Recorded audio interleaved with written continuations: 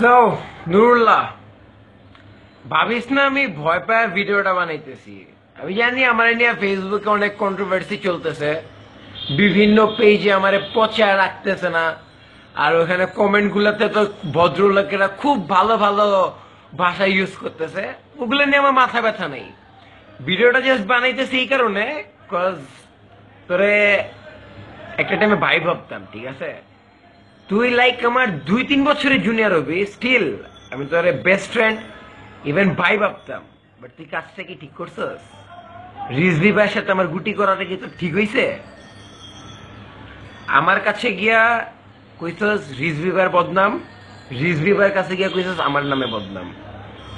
আর তুই কি বলস নাই সাদিয়ার খায় ছেড়া দিতে? আছে, যাই হোক, আমি ওই টপিকে না যাই, সাদিয়ার ম্যাটারে টোটালি না যাই। ভিডিওটা বানানোর মেইন রিজনটা হইতেছে যে তোরে যে আমি কালকে না পরশু মারলাম, মারার পর যখন আমি ভিডিওটা আবার দেখছি, দেখার পরে আমার লাইক নিজেরই খুব খারাপ লাগতেছিল যে এমনি আসলে তোর মারাটা উচিত হয় নাই আমার। And I am really sorry for that. তো মুখে হ্যাঁ তুই আমার থ্রেড দিছস, পরে এটা জায়েজ, স্বাভাবিক, মাইর খাওয়ার পর থ্রেড দিবি, এটা স্বাভাবিক, ওটা নিয়ে মাইন্ড করি নেই।